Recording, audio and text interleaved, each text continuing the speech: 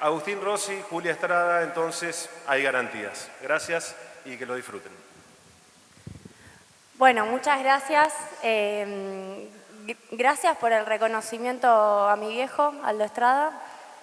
Cuando veníamos a la ciudad de Santa Fe, obviamente recordé su rol como diputado provincial y todas las gestiones que se hicieron en aquel entonces.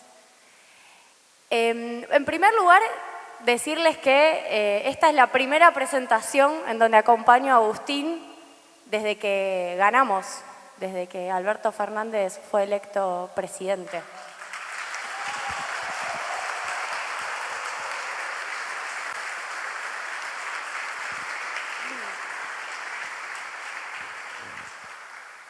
Y la verdad que es una enorme satisfacción y también se nos abre un mapa de definiciones que llega al punto en donde todos somos parte también de esas definiciones que se vienen por delante.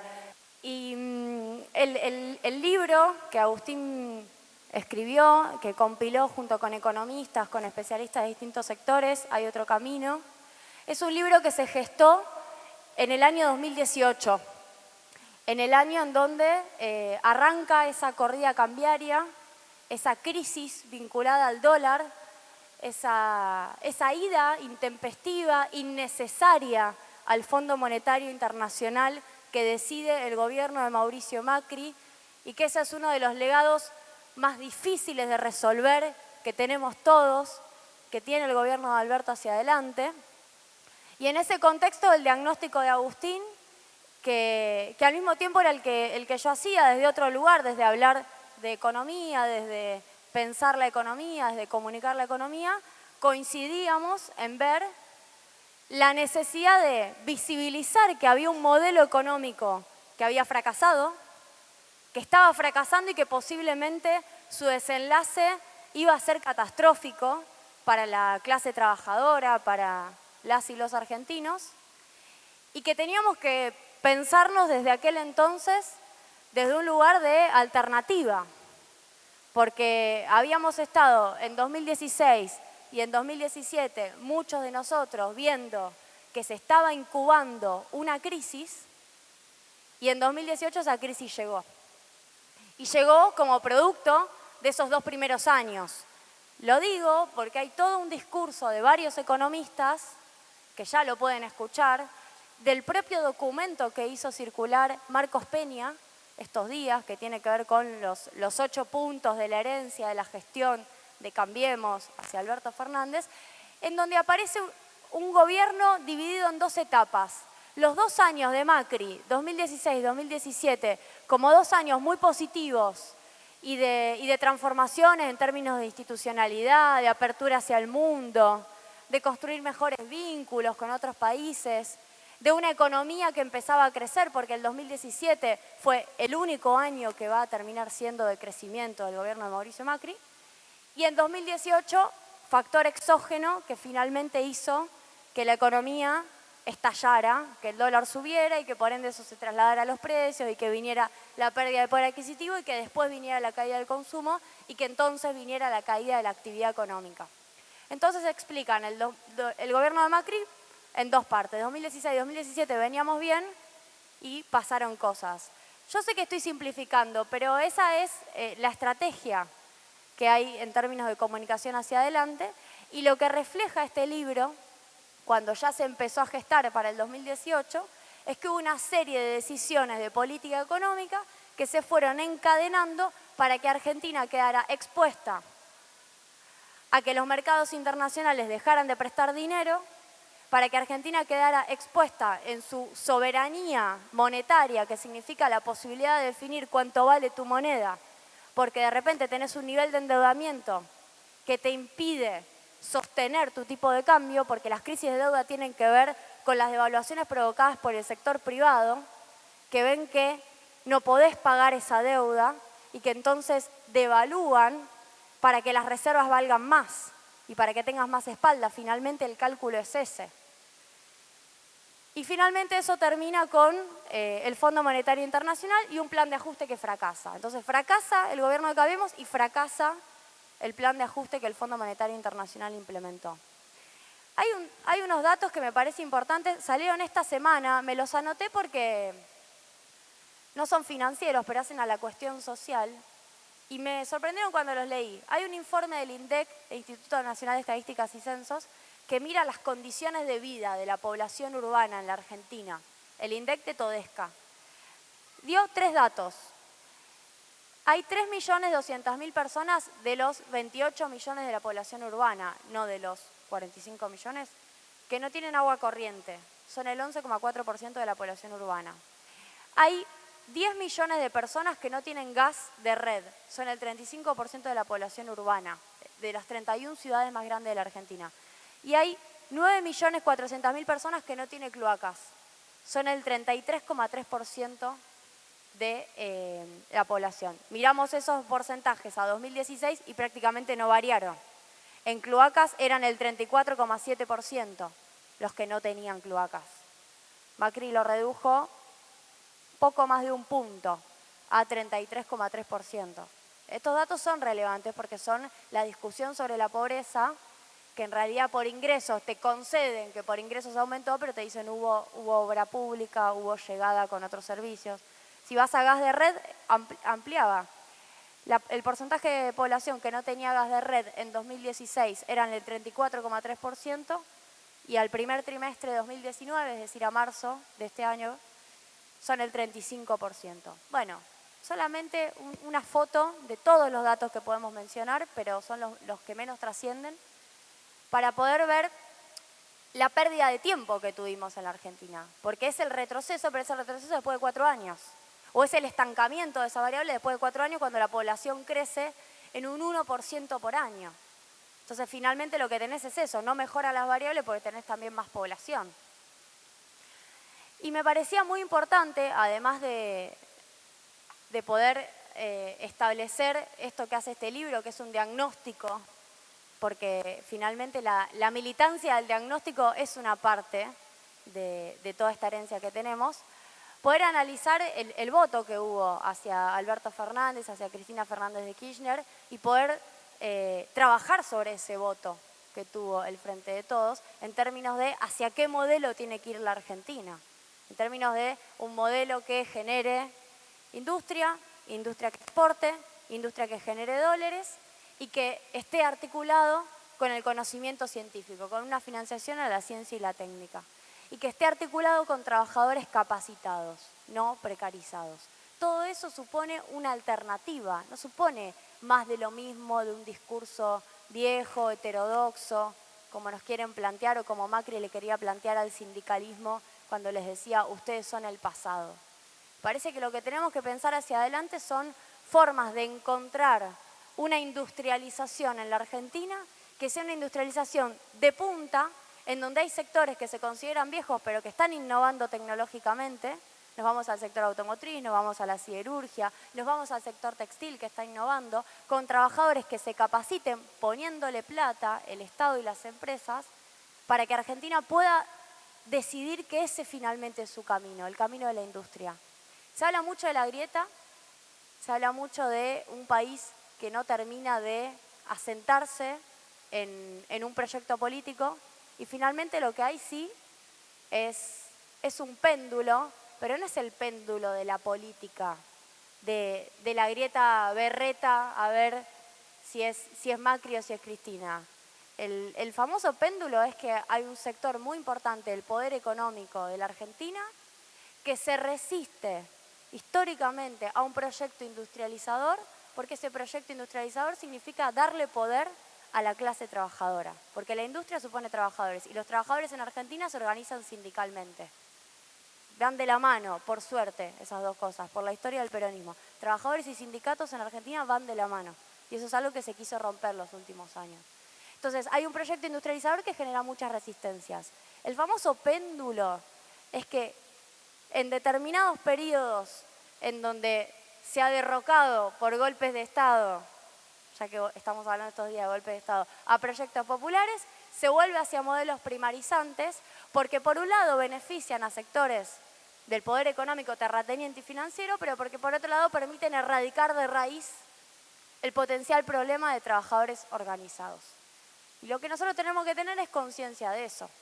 Yo siempre decía que el macrismo lo que logró en el 2015 fue alinear a sectores del poder económico, 3 grandes sectores, empresas energéticas, bancos, extranjeros y también locales, y el agro, alinearlos en un solo objetivo: redistribuir el ingreso en contra de la clase trabajadora.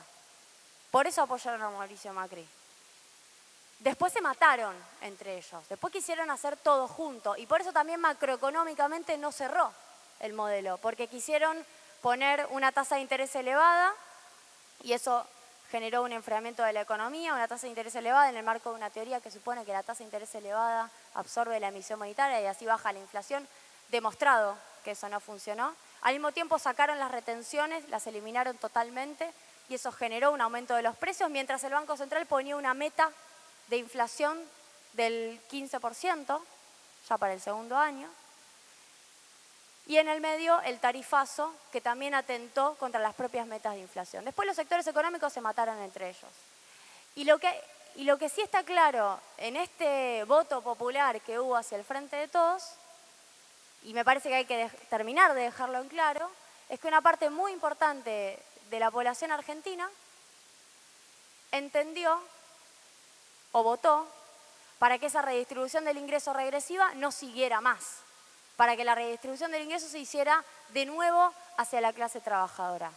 Lo que le toca a la dirigencia política y a muchos de nosotros es decidir cómo hacemos en esa redistribución del ingreso que tiene que ser para los trabajadores, para elegir sectores, priorizarlos, que generen rentabilidad y que sean esos sectores los que favorezcan que los trabajadores ganen más o les vaya mejor o recuperen una parte de lo perdido en el corto plazo, porque esa también es la otra parte difícil. ¿Cómo hacemos para recuperar el 20% de pérdida de poder adquisitivo de las y de los trabajadores del sector privado? Porque te vas al CONICET, recién hablaba con los compañeros de ATE CONICET, de CONICET Santa Fe, y la pérdida de poder adquisitivo le da por arriba del 20%. La administración pública perdió bastante más.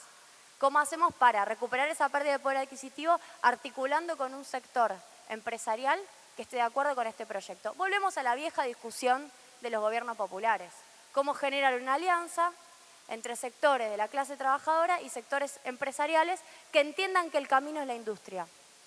Entonces me parece que nuestra militancia tiene que ver con son los trabajadores y es la industria y es la ciencia y técnica. Una reflexión adicional, antes de pasarle la palabra a Agustín.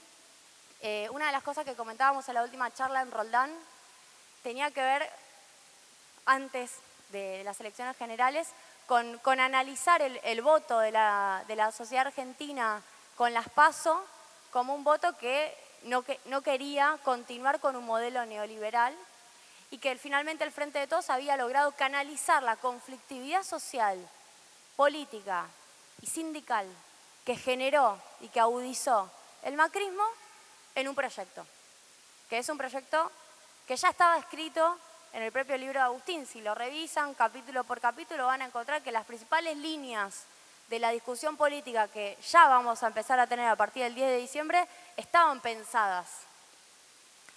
Y esa canalización del enojo, de la bronca, es muy importante, no solo cuando veíamos Brasil, sino porque ahora vemos Chile y vemos Bolivia. En Chile no hay canalización. En estos momentos se están intentando con la constituyente, pero no hay canalización de ese malestar. No hay un candidato que lo exprese. Y si vamos a Bolivia es el caso inverso. Y con esto cierro porque me parece importante. Los dos países están discutiendo redistribución del ingreso, igual que Argentina. Argentina va a discutir cómo se distribuye la torta los próximos años, vía pacto social, vía paritarias, vía discusión de convenios colectivos. En Chile se creció y el coeficiente de Gini aumentó. En Bolivia se creció y el coeficiente de Gini que mide la desigualdad cayó. En Chile, los que se perjudicaron por ese aumento del coeficiente de Gini, por ese aumento de la desigualdad, están protestando en contra de Piñera. En Bolivia, los que consideran que fue ilegítimo que se redujera el coeficiente de Gini, los que consideran que fue ilegítimo que un sector de la población muy grande, población indígena y sectores también medios, subieran su nivel de vida, le hicieron un golpe de Estado a Evo Morales. En los dos casos se está discutiendo plata. En Argentina tenemos esa discusión canalizada en un proyecto político que tiene esos objetivos. Parece que los desafíos que tiene ese objetivo, que claramente no es menor en el contexto en el cual se los estoy mencionando, Bolsonaro, Evo con un golpe de Estado ahora exiliado en México, Chile con Piñera que reprime, hay desaparecidos, hay torturas, es llevarlo en un contexto en donde pueda existir alguna alianza entre sectores, y yo insisto en que hay que pensar sectores industriales que puedan compartir una idea de país industrial en el marco de una agenda más larga, que no sea solamente la de los próximos 4 años. Creo que el libro germinó eso, estábamos pensando en eso cuando Agustín decidió armarlo. Y bueno, y a lo largo de las presentaciones fuimos pasando por las distintas etapas del año electoral. Arrancamos previo a las PASO, no sabíamos qué iba a pasar, después se ganó las PASO, después se ganó un poco más ajustadamente en las generales, y eso es un llamado de atención para todos nosotros, porque evidentemente este fracaso del modelo económico macrista, porque si bien después algunos compañeros y compañeras me dicen, no, bueno, pero Macri no fracasó, porque en realidad él quería lograr eso. Sí, pero no a costa de perder competitividad electoral. Él quería que cayera el salario real según la inflación, medido por la inflación. Él quería que perdiera el salario medido en dólares. Está claro que la clase trabajadora perdiera, pero no a costa de perder él, porque es una especie de victoria pírrica. Lo que perdió fue el proyecto de Mauricio Macri. Y eso es muy importante ponerlo en esos términos. Y la clarificación de los objetivos que tuvo el proyecto de Mauricio Macri y hacia dónde nos llevaron es importante para la etapa que se viene. Muchas gracias.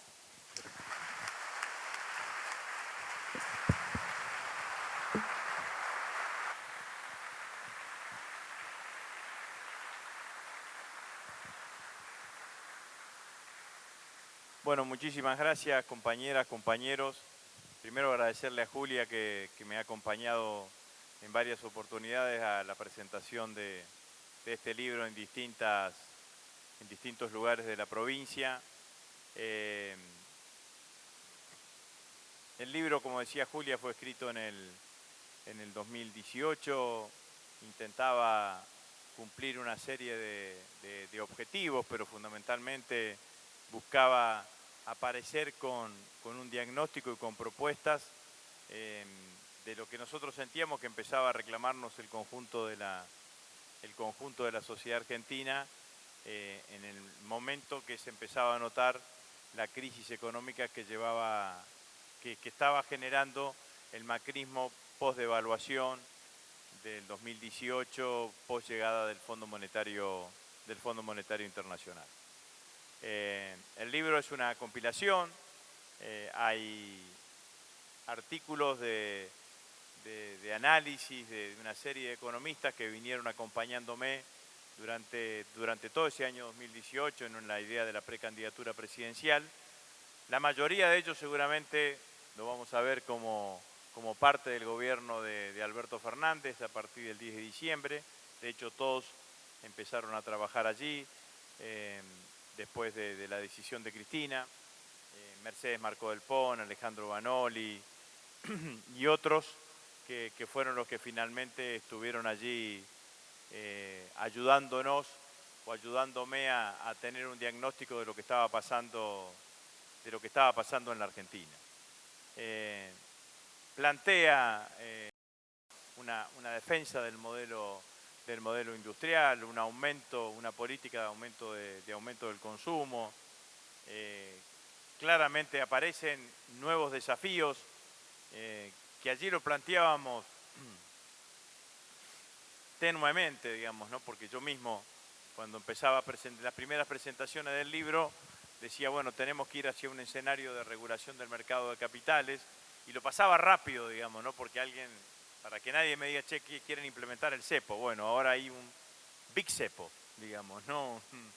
hard cepo, digamos. Entonces ya nadie lo discute, ya nadie piensa que ese no tiene que ser que la Argentina puede vivir sin regulación del mercado de capitales, y me parece que ese va a ser uno de los grandes desafíos de la próxima etapa. Pero antes de entrar fundamentalmente de eso, quiero hacer un par de consideraciones de carácter político.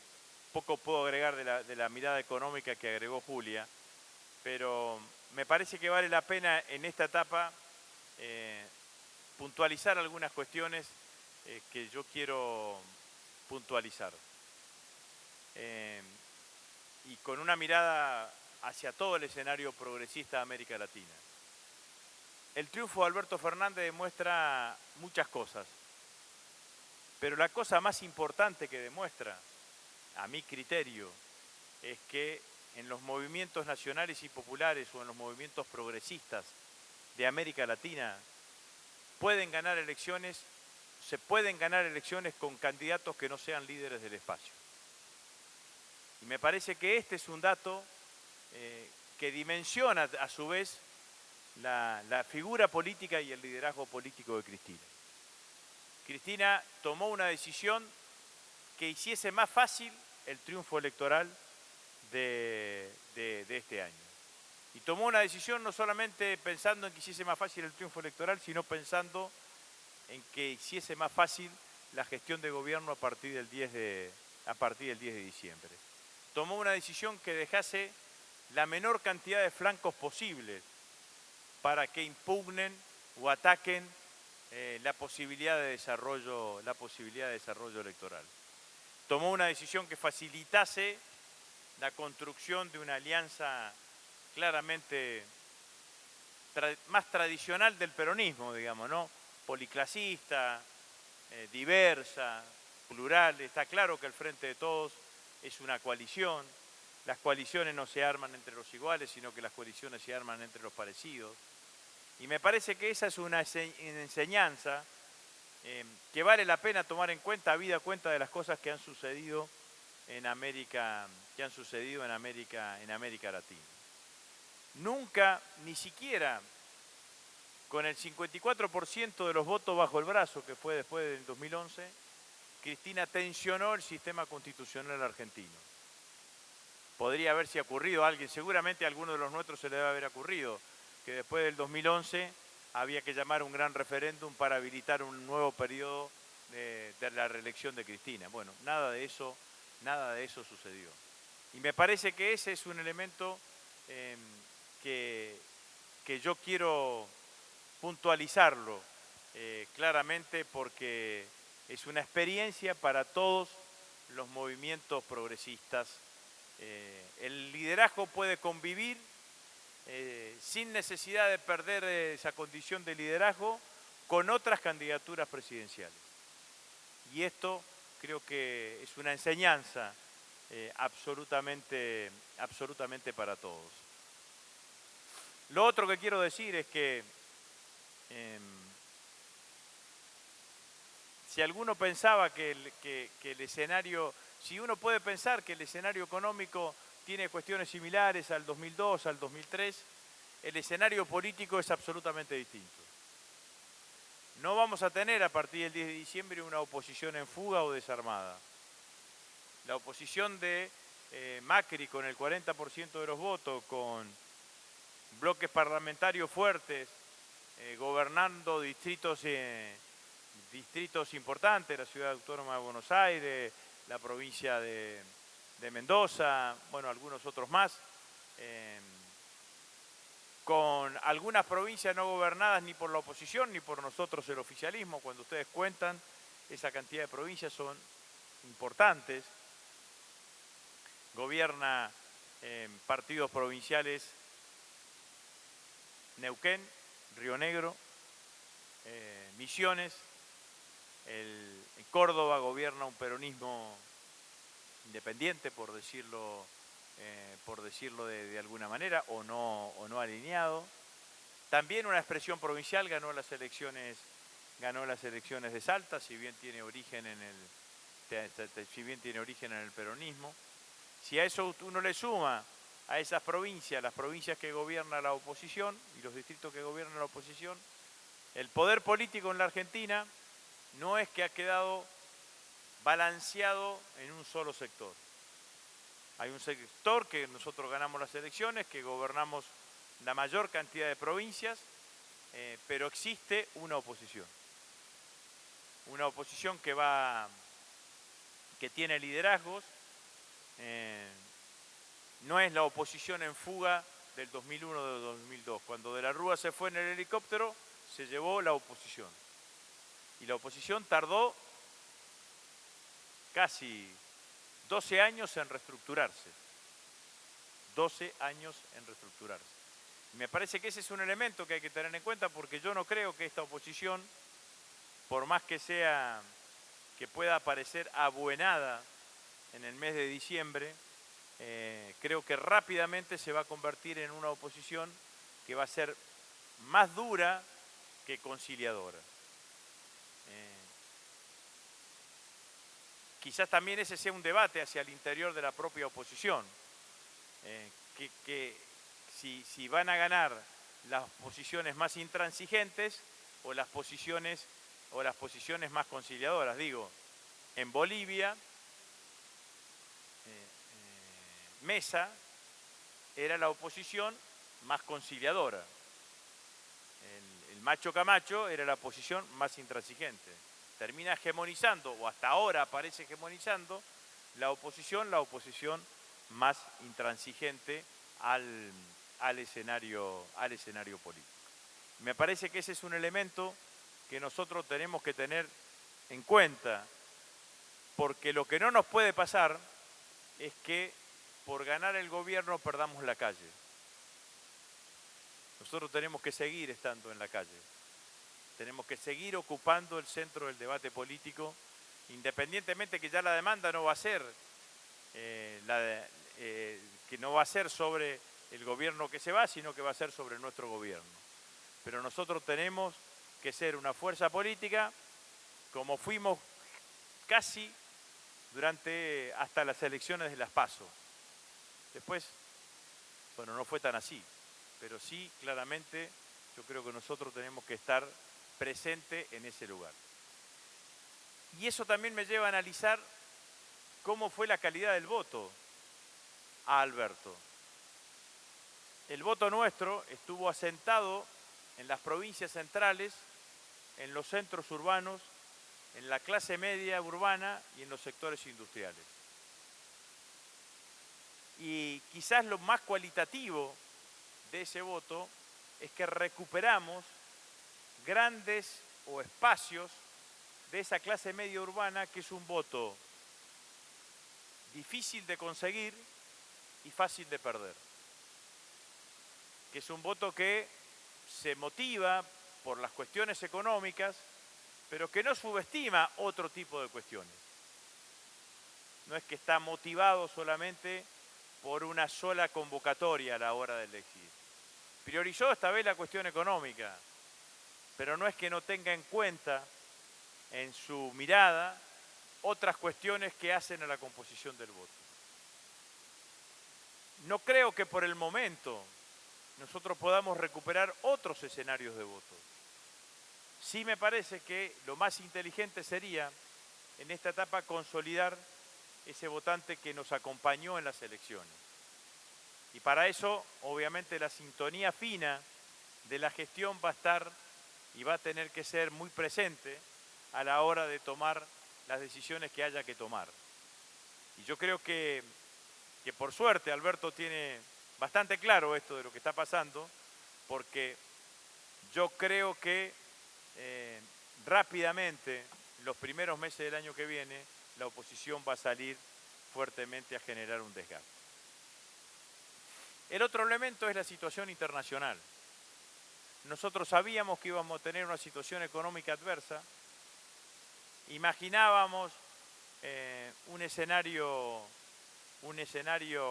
internacional más o menos, pero no imaginábamos este escenario, que se da sobre todo en América Latina, que no es para dramatizar, pero que tampoco es pero tampoco es acertado no tenerlo en cuenta. Cuando algunos de nosotros decíamos que nada bueno venía con la elección de Trump en los Estados Unidos, estábamos claramente acertados, por más que a algunos se le ocurría decir que Trump defendía el mercado interno. Nada bueno venía para América Latina con la elección de Trump en los Estados Unidos.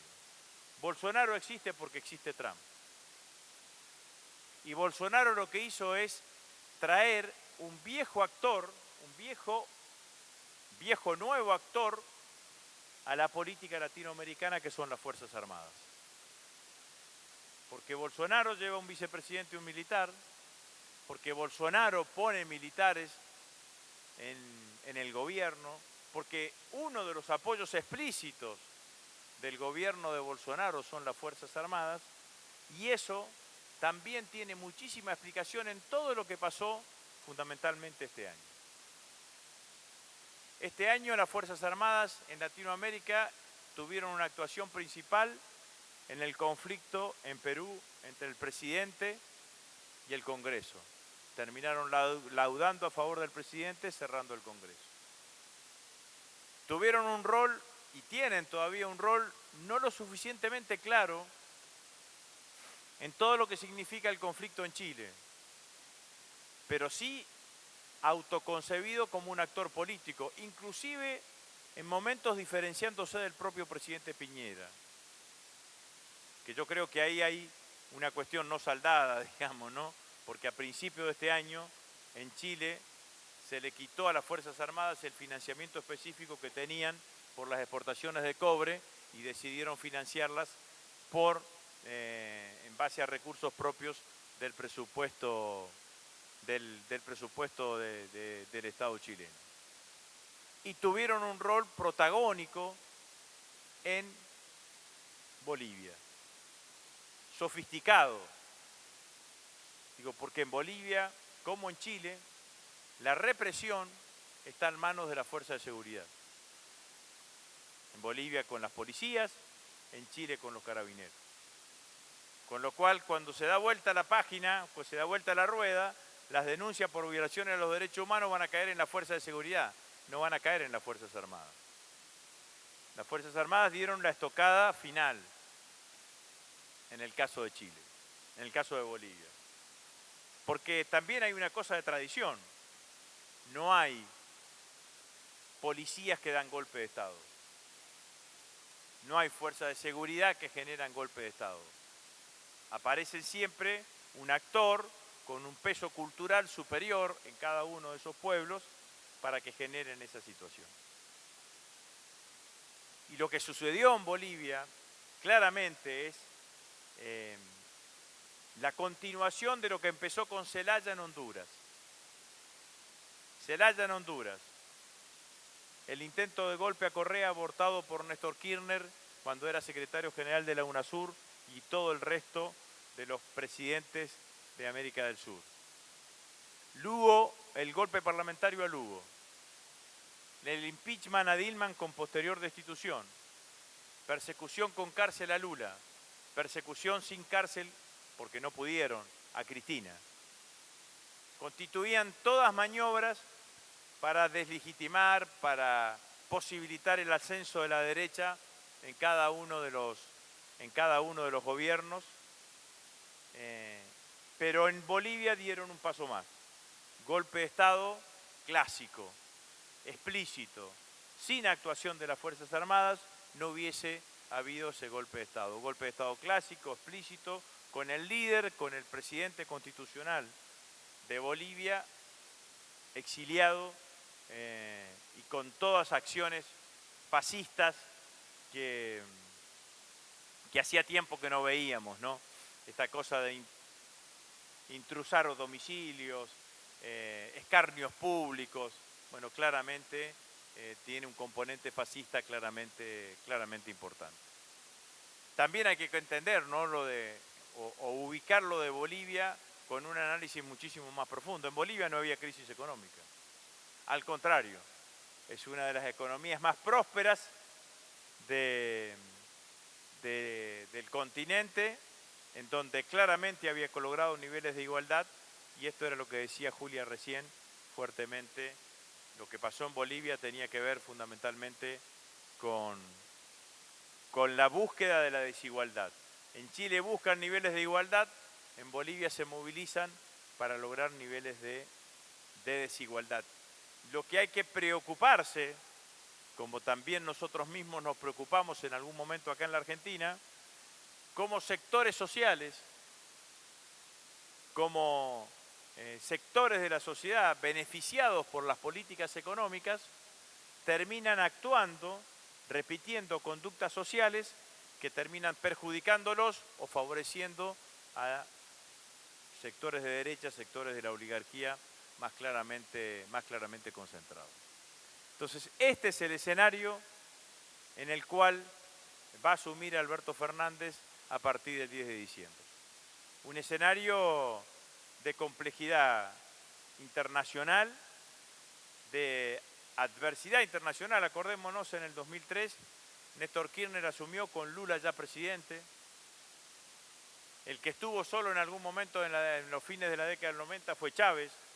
Chávez siempre contaba que miraba hacia el sur y no encontraba nada, digamos, ¿no? Encontraba a Menem en la Argentina, Fernando Henrique Cardoso en Brasil, no encontraba lugares en donde poder anclar y llevar adelante un proyecto continental. La América Latina o la América de habla hispana o América Latina ha quedado dividida, digamos, ¿no? En los dos extremos, en México y en la Argentina, gobiernos progresistas, en el medio, hegemonía de las derechas, claramente fortísimo, sobre todo con lo que está pasando en Brasil. La situación internacional también merece un análisis de valorizar aún más la coalición que nos llevó al gobierno. Porque yo lo que veo es que permanentemente intentan buscar diferencias dentro del ámbito de la coalición. Los medios hegemónicos que siguen siendo hegemónicos y que por más que nosotros decretamos que se había terminado la guerra, ellos todavía no han elevado la bandera blanca de decir que se terminó la guerra. Pero claramente buscan generar divisiones hacia el interior de nuestro espacio político. Es más, podríamos hacer apuestas de cuándo dirán que hay una primera de pelea o fuerte entre Alberto y Cristina. Bueno, yo creo que si hay algo que nosotros tenemos que preservar en esta etapa que se inicia el gobierno con esta situación de adversidad desde el punto de vista de la política internacional, creo que claramente es la unidad de nuestro espacio político. Nosotros pudimos construir una gran coalición política y esa coalición política es la coalición que tiene que sostener al gobierno durante los próximos meses. A mí me parece que esta idea de la concertación es una idea que yo reivindico y creo que hay que hacer y generar los escenarios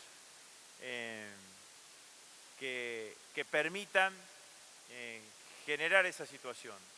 Ahora, creo que si no hay una enorme subordinación del poder económico al poder político, es muy difícil que el poder económico per se admita la necesidad de construir una sociedad más igualitaria.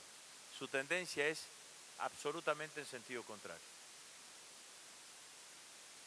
Ahora, nosotros vamos a tener que vivir en los próximos años, sobre todo el año que viene,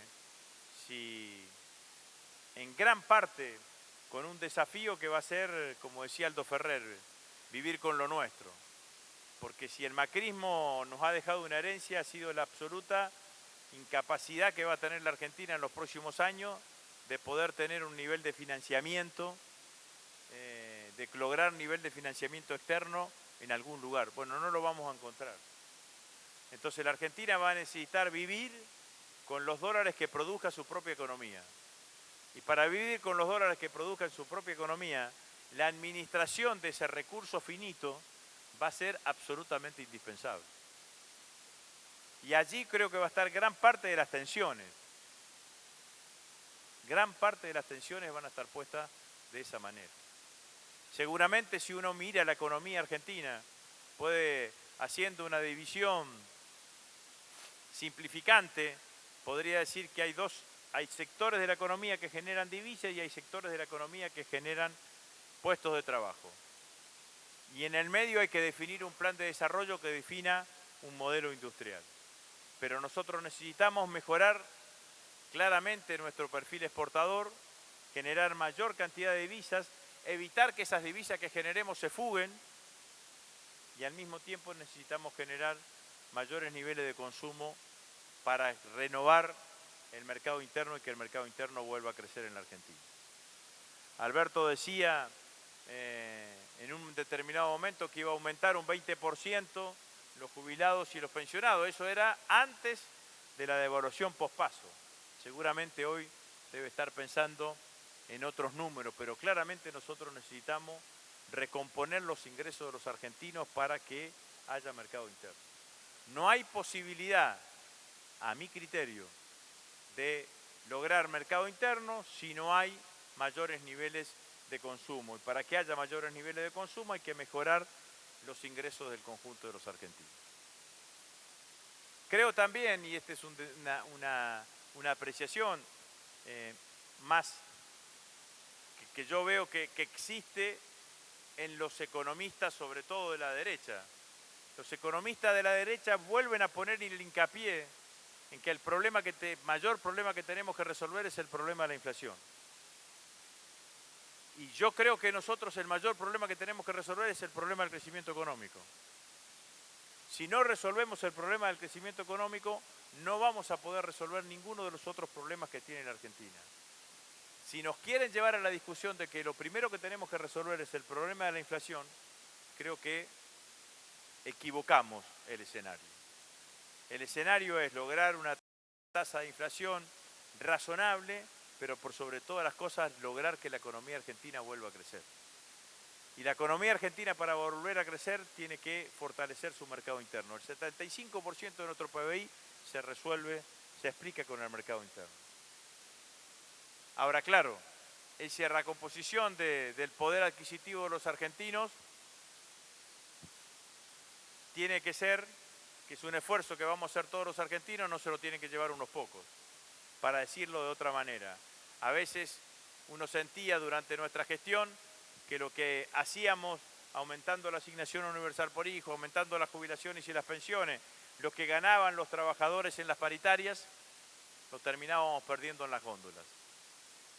Entonces, el mecanismo de orientar ese consumo y de que ese consumo no termine generando niveles de aumento de precios por unidad, sino que lo que genere, que sería lo virtuoso, que genere una mayor producción de unidades para ganar por cantidad y no por unidad, también es un desafío que va a tener que tener y llevar adelante el gobierno en los próximos años. Y sobre todo en el primer tiempo. Así que me parece, compañeras y compañeros, que estamos terminando un año en donde quizás si lo mirábamos hace 2 años atrás, pocos pensaban que íbamos a lograr recomponer un escenario de un gobierno nacional y popular a 4 años del macrismo. Yo digo que Perón y Cristina fueron los dirigentes políticos más perseguidos y más calumniados en los 12 años en la historia argentina contemporánea. Cuando uno analiza y las cosas que le decían a Perón después del 55 son similares a las cosas que dijeron de Cristina después del 2015. Persiguieron a Cristina y a su familia. Me imagino que hubiese pasado si Perón hubiese tenido hijos. Las cosas que hubiesen caído sobre los hijos, sobre esos supuestos hijos o los supuestos familiares de Perón. Pero lo cierto es que Perón tardó 18 años para volver a la Argentina. 18 años para volver al poder.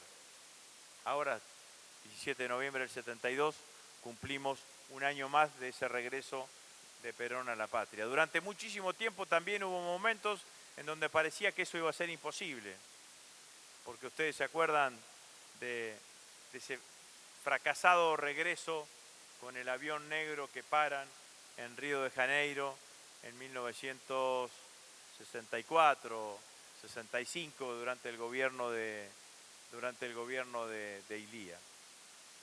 Después de 18 años, Perón gobernó 10 años, 10 años, tardó 18 años en volver. Néstor y Cristina gobernaron 12 años, Cristina tardó 4 años en volver al poder. Yo creo que en general eso es porque hay que sumar en la historia argentina los 12 años de gestión de Néstor y Cristina con los 10 años de gestión de Perón y Eva Perón del 45 al 55. La Argentina es una sociedad distinta. Es una sociedad distinta al resto de las sociedades latinoamericanas. En la Argentina existen valores muy acentuados y esos valores muchísimo tienen que ver por lo que pasó en nuestra historia. El valor de la movilidad social ascendente, la cultura aspiracional de la movilidad social ascendente, existe en todo el pueblo argentino. La mayoría de los argentinos nos sentimos de clase media. El 90-95% de los argentinos nos sentimos de clase media. La mayoría de los argentinos deseamos y creemos que nuestros hijos van a tener una posibilidad de vida mejor que la que nosotros mismos tuvimos. En la Argentina el acceso a la universidad está mucho más cercano que en otros lugares de América Latina. La reforma del 18, que en el 48 Perón haya terminado con el arancelamiento de la universidad. Esta última oleada de la creación de las universidades de cercanía que permitió el acceso de muchísimos argentinos a las universidades, o de nueva generación de argentinos que llegaban a la universidad y que eran primera generación en su familia de estudiantes universitarios. Es una cosa no habitual en el conjunto de Latinoamérica. El nivel de fortaleza, como decía Julia, de los sindicatos en la Argentina, es un nivel de fortaleza que en otros lugares no existe. Las convenciones colectivas de trabajo es un lugar de fortaleza inusual en muchísimos lugares. Es un lugar en donde, en un único lugar, se iguala la representación del mundo del trabajo con la representación del mundo empresario. Es convención colectiva, vale para todos los trabajadores. Si no existiese eso, cada trabajador tendría que negociar individualmente con su empleador sus condiciones de trabajo, su sueldo, su salario, sus vacaciones, sus horarios de trabajo. Eso no sucede en la Argentina. Y me parece que ese combo de esas cuestiones que pasan y que están internalizadas en la sociedad argentina tienen en gran parte, son la causante del resultado electoral del 27 de octubre. Los argentinos sintieron que había que ponerle un freno a un gobierno que todos los días te quitaba derechos, pero que sobre todas las cosas de un gobierno que te esterilizaba esa idea de movilidad social ascendente, que te la frenaba, que te la hipotecaba, que era mentira que eso iba a poder hacer así, que un gobierno que estratificaba socialmente. Y esto es fundamentalmente lo que yo creo que sucedió durante todo este tiempo. Encima, tuvieron que ir a unas elecciones en donde el pasado no era el pasado de hace 30 años, 40 años atrás. Cuando yo empecé a militar en el peronismo durante la dictadura, tenías que llegar al peronismo por la historia, porque tenías que irte al 45, al 55, entre el 45 y el 55. No había una historia reciente, no había líderes que estuviesen vivos. Tenías que enamorarte de una historia, de una etapa y de líderes que estaban muertos, como eran Perón y Eva. Ahora no es así. Ahora tenés una historia de gestión durante 12 años y tenés un liderazgo que está presente. Y que además de pasión, le pone una cuota de inteligencia enorme como para tomar las decisiones que te permitan reconstruir un escenario. Ahora viene una nueva etapa, tan difícil como esta, que fue generar la arquitectura y las condiciones de volver a ganar las elecciones en la Argentina, que es gobernar en la Argentina en estas condiciones. Y en eso yo los quiero convocar, compañeras y compañeros. No, mágicamente no va a suceder nada el 10 de diciembre, pero periódicamente van a suceder cosas. Y seguramente las cosas que nosotros hagamos, a los que gobernaron durante 4 años nos van a decir son insuficientes, no alcanzan. Y nos van a criticar por cada una de las cuestiones que nosotros llevemos adelante. Y nosotros vamos a tener que hacer lo que siempre hicimos y lo que hicimos fundamentalmente durante estos 2 años, que es disputar el sentido común del conjunto de la sociedad argentina. Y sobre todo de ese sector de clase media que invariablemente en la Argentina terminan definiendo las elecciones. ¿Cómo puede ser que un trabajador que quizás en el 2015 votó por Macri, porque Macri le había prometido que iba a terminar con el impuesto a las ganancias, en 4 años después seguramente en esta elección no terminó votando por Macri? Ahora, si votó por Macri en el 2015 y votó por nosotros en el 2019, nadie puede considerar que va a votar por nosotros inmediatamente en el 2021. Ahí va a haber una disputa cultural. Eso es lo que empezó a hacer Peña con ese documento al cual hacía Julia recién. Ellos empezaron a construir un relato de por qué se van de las elecciones. Y empezaron a tener ese relato con el 40%. Por eso la cara de Macri era más relajada después de las elecciones del 27 de octubre. Y nosotros, compañeras y compañeros, vamos a tener que generar claramente esa disputa de lo que vamos a tener que hacer y llevar adelante durante todo el tiempo y durante toda nuestra gestión.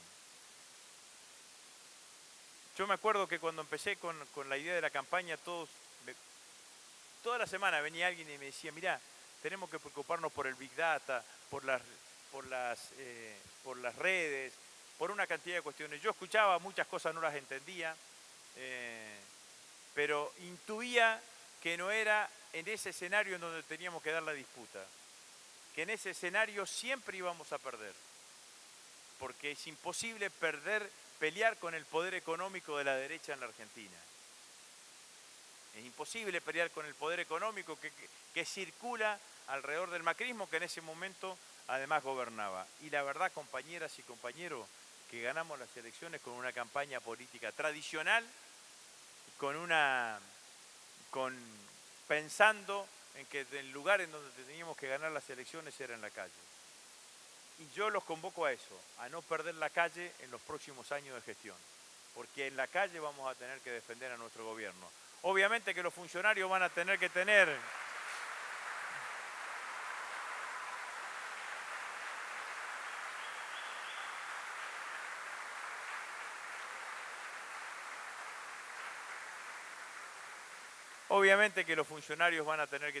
la responsabilidad, y yo espero que todos los que sean funcionarios estén a la altura de las circunstancias y confío que eso va a ser así. Pero ciertamente el poder de movilización y el grado de militancia que tiene el campo nacional y popular no lo tiene ningún otro espacio político en la Argentina. Sin duda que quizás seamos el espacio político que mayor cantidad de militantes tiene a lo largo y ancho de toda América Latina. Eso lo tenemos que poner siempre hacia afuera, nunca hacia adentro. Siempre tenemos que aspirar a ampliar nuestro espacio político. Siempre tenemos que buscar mayores niveles de acuerdo y mayores niveles de consenso. Lo peor que nos puede pasar es creer que la dinámica deje de ser centrífuga para ser centrípeta. Cuando empecemos a tener una dinámica centrípeta es donde nos van a empezar a generar nuestros propios problemas. Por eso, compañeras y compañeros, el mensaje es el que acabo de decirle y agradecerles enormemente porque la verdad es que en estos 4 años Lo que hicimos, lo que resistimos desde el 11 de diciembre del 2015, lo que nunca creímos ni que Macri era desarrollista, ni que la derecha era moderna, ni que había que ser una oposición responsable, ni los que nunca nos tentamos en ser políticamente correctos, nos merecemos este fuerte aplauso que nos vamos a dar entre todos nosotros. Muchísimas gracias, compañeras y compañeros.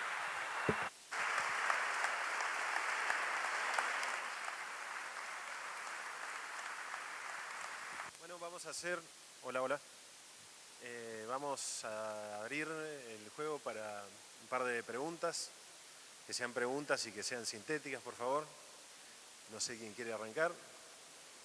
Si no, aprovecho yo y les pregunto a los dos, como para romper el hielo. ¿Cuál creen que debe ser y cuál creen que va a ser el tratamiento del problema de la deuda? Me tiró el muerto. Bueno, en relación al endeudamiento, lo primero que hay que decir es que para el gobierno de Alberto, discutir la deuda externa con los acreedores privados, con los bonistas privados y con el Fondo Monetario Internacional es una agenda en sí misma que va a llevar su tiempo. Y me parece importante, considerando cómo se viene configurando la reestructuración, no condicionar la política económica local al 100% a la reestructuración de esa deuda, que pareciera que va a tener sus debates, sus negociaciones, sus idas y vueltas. A priori hay varios debates. En primer lugar, si va a haber una reestructuración grande en donde el Fondo Monetario Internacional, con la nueva directora gerente, Kristalina Georgieva, la búlgara, porque Christine Lagarde en el medio se fue, si va a ser una coordinación de parte del Fondo Monetario Internacional y si el FMI va a querer introducir pautas del fondo para esa reestructuración, o si el gobierno argentino va a negociar con el sector privado. El sector privado ya está acercando propuestas, armaron un comité de acreedores en Nueva York, que entiendo que le acerca propuestas a Alberto, y por otro lado se va a negociar con el Fondo Monetario Internacional. Esa es una primera gran decisión. Desde mi mirada, sin estar adentro de las discusiones, me parece que asignarle el poder decisor al Fondo Monetario Internacional es asignarle demasiado poder. Siempre que la pelota esté del lado del Estado argentino y sea el Estado el que decida con quién negociar y en qué momento negociar, eso le da más poder a los negociadores argentinos. Y en segundo lugar se viene la gran discusión de qué tipo de renegociación se hará, que creo que viene en función de los funcionarios designados para eso. Si Argentina decide hacer una quita de capital, que tiene sus pros y tiene sus contras. El pro es pagar menos, el contra es cómo te cobran políticamente los mercados. Es decir, cuánto tiempo tardás en que te vuelvan a financiar, en castellano. Y si no, hay un planteo de patear vencimientos, que es parecido a la renegociación a la uruguaya que planteó Alberto en su momento, pero circula una propuesta que plantea no solo patear los pagos de capital, sino también los intereses. Y esta discusión es importante para entender algo económico muy relevante. La deuda que generó el macrismo, superando los 100.000 millones de dólares, no solo significa para el Estado argentino en los próximos 4 años pagos en dólares de vencimiento de capital. Además de eso, te saca una parte del presupuesto, te compromete una parte del presupuesto nacional, es el 20%. Entonces, finalmente lo que significa la deuda es, más allá de la receta económica que te aplica el Fondo Monetario Internacional, te condiciona tu capacidad de crecer, ¿no? Porque te tenés que comprometer dólares y también tenés que comprometer pesos. Y me parece importante dar la discusión de cuánta plata se llevan los acreedores externos por año. Salieron los datos fiscales el viernes, ayer. A octubre, Argentina lleva pagados 550.000 millones de pesos solamente en intereses de deuda. Solamente. El presupuesto 2019 daba en torno a los 400.000 millones de pesos. Es decir, con la devaluación encima les debemos más. Bueno, esa plata es plata que no va a educación, que no va a salud, que no va a seguridad, que no va a ciencia y técnica. Así que sí me parece importante de cara a la sociedad y a la militancia política para explicar gran parte de los desafíos que hay hacia adelante, que es que la deuda te come parte del presupuesto que necesitas para crecer, para que los trabajadores les vaya mejor. No es solo un problema de dólares, es también un problema fiscal. Y creo que la reestructuración que se venga tiene esa agenda por delante y tiene obviamente, y para agregar a lo que decía Agustín, a la relación con los Estados Unidos como un ítem que va a tener su rol, que va a incidir. Claramente Trump le hizo primero un abrazo del oso, a mi criterio, a Alberto Fernández cuando lo felicita. Bolsonaro fue mucho más explícito, dijo que votamos mal. Más o menos lo que nos dijo Macri el 12 de agosto lo dijo Bolsonaro después del 27 de octubre, que votamos mal. Y finalmente Trump, con el apoyo o el desconocimiento del golpe de Estado de Bolivia, termina generando una respuesta de Alberto, que yo creo que estuvo bien, rechazando esa postura de Estados Unidos aliada al golpe de Estado. Y todo eso entra es todo parte de la misma negociación de la correlación de fuerzas. Entonces, finalmente, la negociación de la deuda va a tener su incidencia, o el rol de Estados Unidos va a tener su incidencia en la negociación de la deuda, y es algo a tener en cuenta, porque Estados Unidos tiene el 17% de los votos en el Fondo Monetario Internacional. Y el Fondo Monetario Internacional las decisiones más importantes las toma con el acuerdo del 85% de los votos. Es decir, si Estados Unidos se pone en contra, dice no, si el que vota por Estados Unidos dice que no, no hay quórum o no hay acuerdo posible en el Fondo Monetario Internacional. Entonces también Estados Unidos incide en lo que Cristalina Georgieva vaya a hacer con nosotros. Sí, mi pregunta por ahí es ¿qué lugar creen que tiene que ocupar Argentina en este contexto geopolítico, teniendo en cuenta un poco la guerra comercial entre China y Estados Unidos?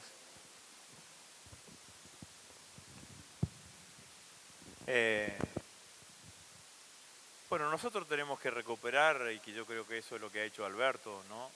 Nuestra mejor tradición en materia de política internacional, que ha sido la defensa del multilateralismo y de tener un marco de relaciones respetuosas y serias con todos los países del mundo sin alineamientos automáticos.